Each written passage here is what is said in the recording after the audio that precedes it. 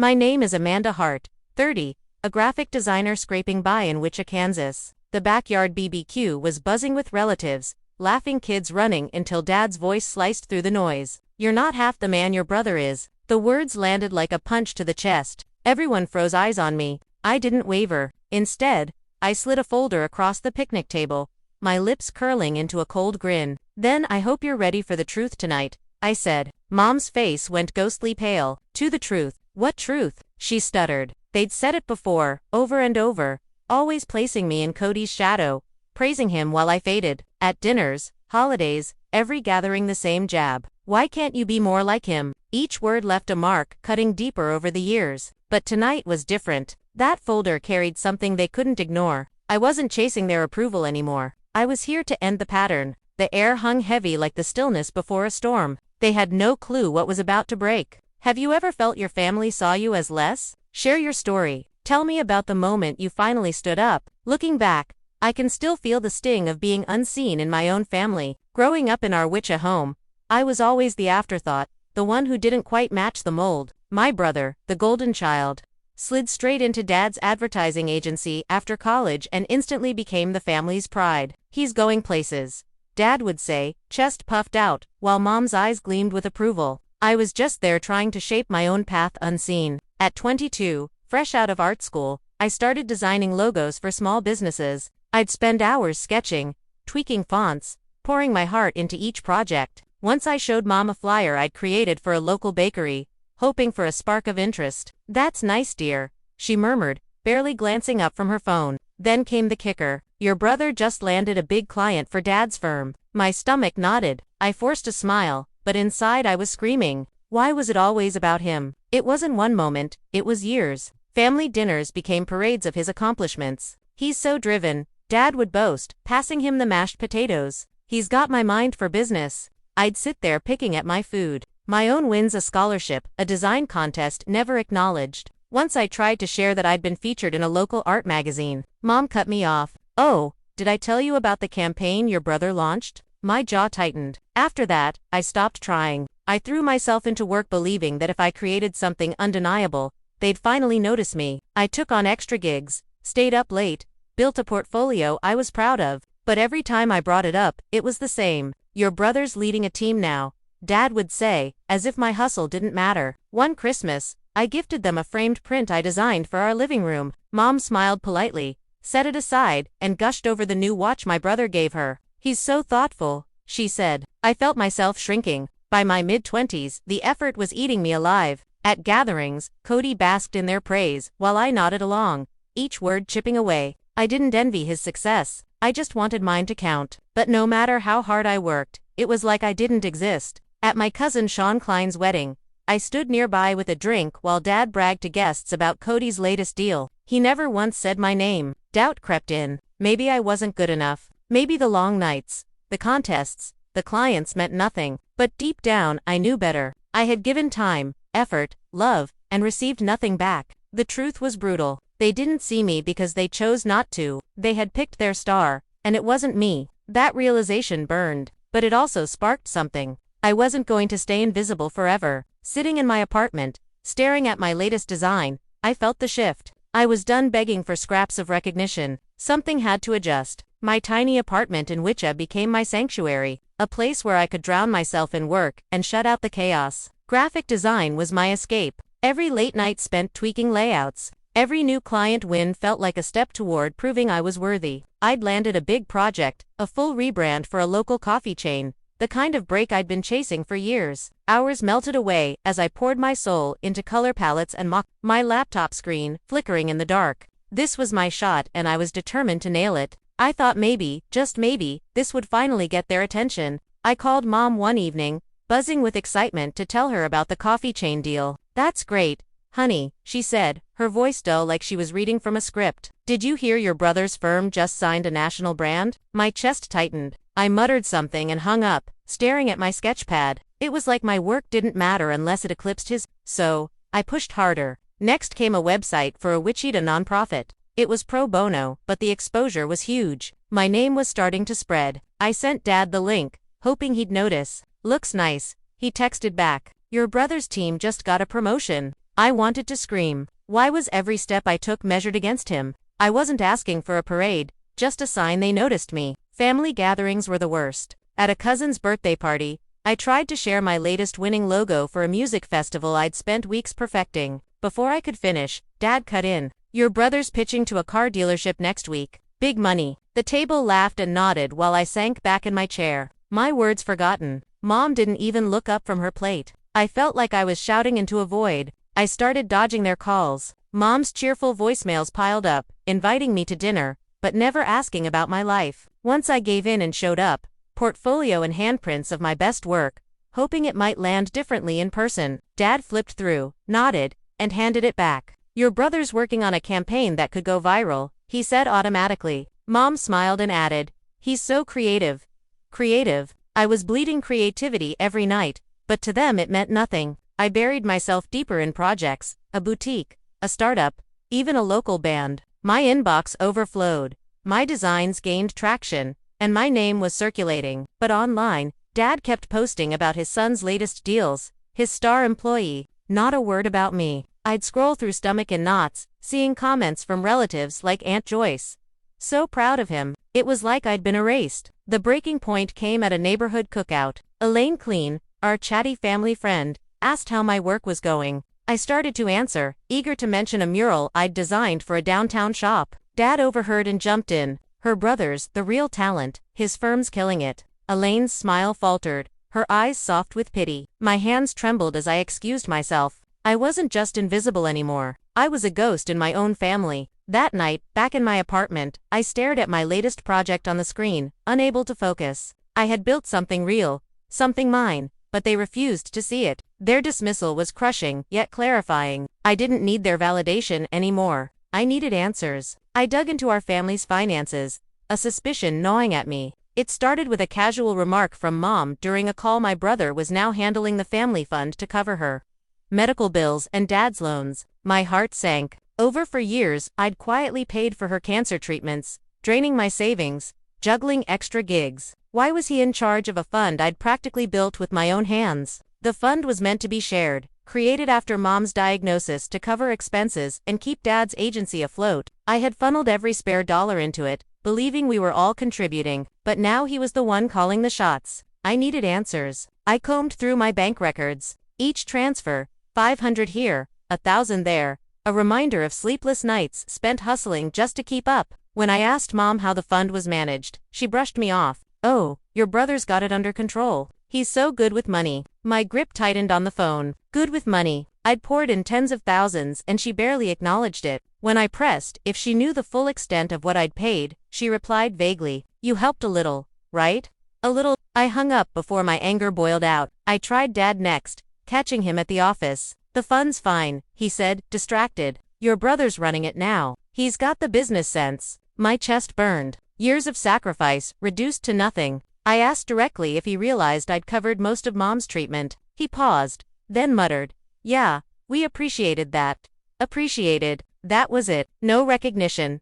Just a pat on the head, like I'd done a chore. That night, I couldn't sleep, at my desk staring at my laptop. The question hammered me: if they didn't care about my payments, what else were they hiding? I dug further, logging into an old family email account once used for fund updates. Buried inside were messages between Dad and my brother discussing balances, investments, even a new car he'd bought. My name appeared. One bank statement showed my deposits flowing into the account, but the withdrawals all authorized by him. I turned to my own records, gathering receipts and confirmations from the hospital. Each date and dollar was tied to me. I even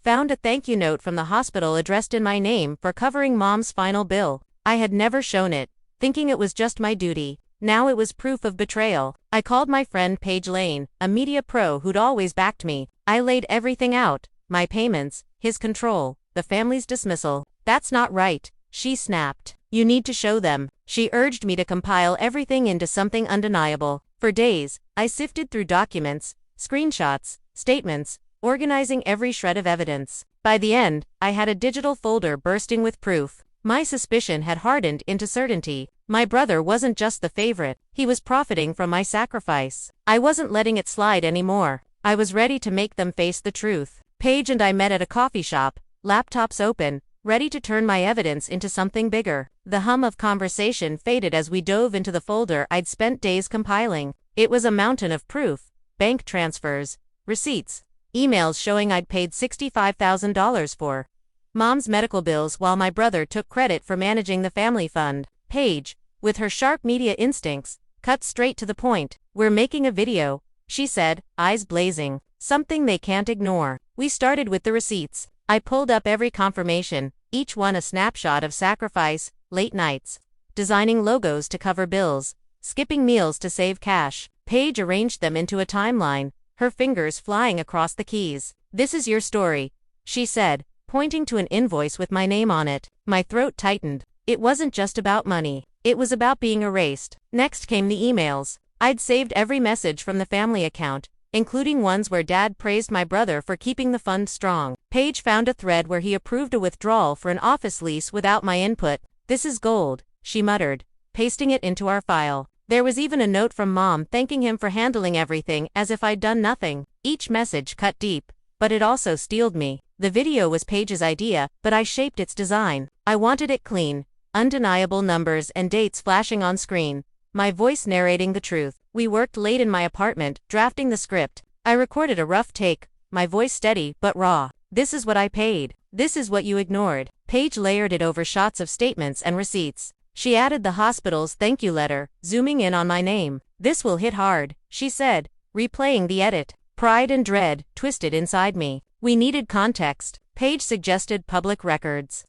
And we found a property tax notice tied to Dad's business paid from the same account I'd funded. My brother had been funneling money into his own projects while I scraped by. We added the notice to the video, along with a transfer he'd signed for a consulting fee. My stomach churned. This wasn't just unfair, it was theft. The reunion was weeks away. The perfect stage: relatives like Aunt Joyce and family friends like Elaine Clean would all be there. Paige and I mapped it out. Bring a projector. Play the video after dinner. I'd introduce it calmly. "I have something to share tonight. No drama, just truth." Paige grinned. "They won't see it coming." I wasn't so sure. The thought of Dad's glare, Mom's nervous smile made my palms sweat, but I was done hiding. We refined the video, trimming every second for impact. I reworked the narration, cut the fluff. On my laptop, the numbers flashed. $65,000 for years my name. It was powerful, but I felt exposed. What if they twisted it? I asked one night. Paige squeezed my hand.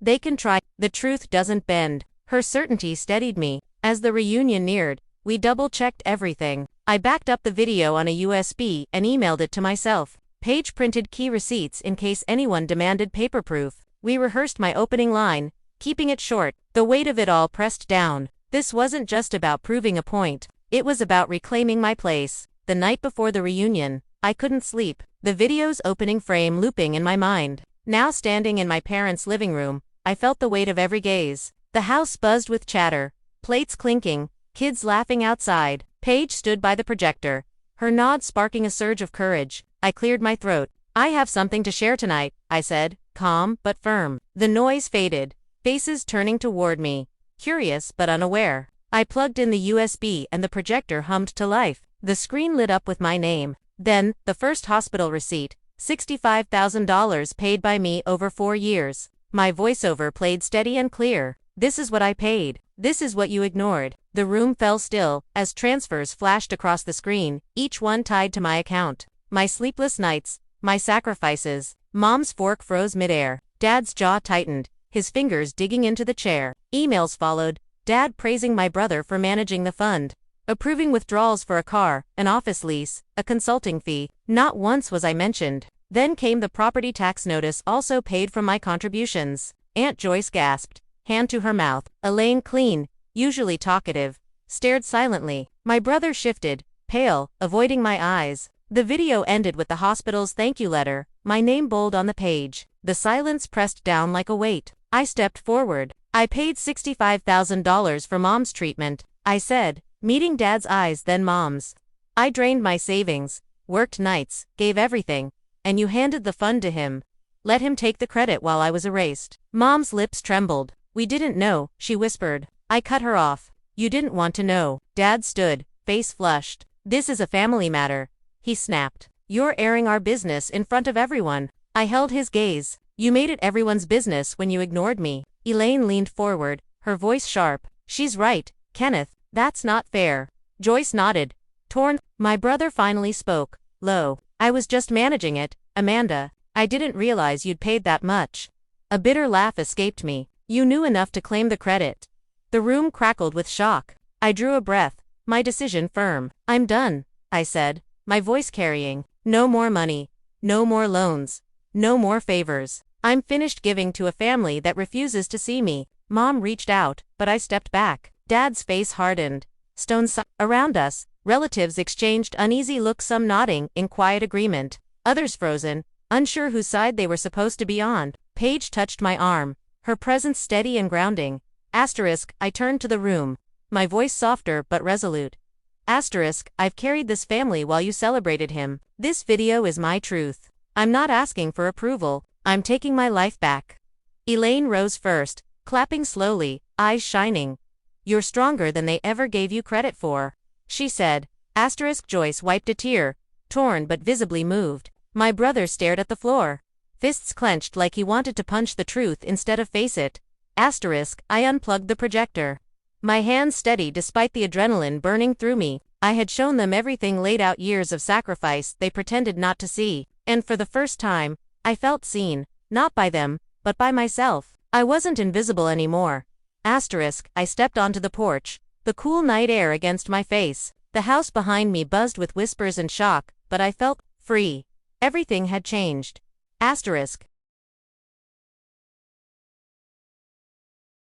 The days after the reunion were chaos.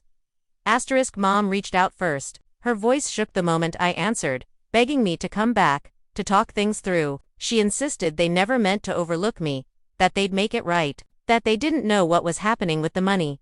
I listened, my chest heavy but unmoved. I'm done, Mom, I said evenly. I gave and gave, and you never gave back. She cried harder, but I hung up, feeling a strange, painful relief. I had carried them long enough. Dad called next. His tone was gruff, but beneath it, I heard something I'd never heard from him before. Fear. We need you, Amanda. The fund is a mess without your help. I almost laughed.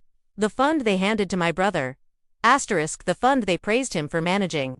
The fund built entirely on my sacrifices. You chose him, I said, cutting in. Fix it yourselves. He tried to argue, tried to guilt-trip me with words he'd never used before, but I ended the call. I felt Paige text me a moment later, just 3 words. You did right. Her steady support anchored me as the storm rose. Then came the online attacks. My brother posted first a vague, melodramatic status about family betrayal and selfish lies. Not naming me, but everyone knew. Dad followed with a passive-aggressive article about loyalty and honor, tagging me publicly like he was lecturing a child. Mom's posts were softer, painting herself as confused and heartbroken, hinting at misunderstandings, still framing me as ungrateful. Relatives, like Aunt Joyce, stayed silent, but Elaine messaged me privately. They're wrong. Amanda, stay strong. I scrolled through the posts, stomach tight but didn't respond. Let them rant. I was finished playing along. The fallout hit quickly. Without my contributions, the fund collapsed. My brother's mismanagement unraveled. Dad's agency lost a major client after their office lease bounced, bills I'd once covered. A local business blog reported missed deadlines and unpaid vendors, hinting at deeper financial trouble. My brother tried to spin it as a temporary setback, but the truth was obvious. He'd gambled with money that wasn't his, and he'd lost. From my apartment, I read the updates, feeling both vindicated and strangely pitying, but I didn't reach out. Meanwhile, I turned to myself. New clients, Chematech startup, a brewery, a theater group, each project bigger than the last. My designs were featured in a regional magazine and I landed a contract with a national chain, my biggest win yet. I moved into a better apartment with a view of Wichita's skyline and started saving again for me this time. Paige and I celebrated over coffee, her grin wide. You're unstoppable now, she said. I smiled lighter than I'd felt in years. The family's calls slowed, then stopped. Joyce sent a hesitant email, apologizing for not speaking up sooner. I replied politely but kept my distance. Elaine invited me to a community art event where I showcased a mural design and received a standing ovation. Their support meant something, but it couldn't erase the years of silence. I didn't need their validation anymore. I'd built my own world. Looking back, I saw the cost of my sacrifice. I had given my family money, time, lovingly to be sidelined for someone who never earned it. Their pleas, their attacks, their collapse didn't change the truth. They had never valued me, but I had learned something bigger. I turned to the camera, my voice steady. Don't sacrifice for those who don't value you, I said. Your worth isn't in what you give. It's in what you build for yourself. Choose you. Asterisk.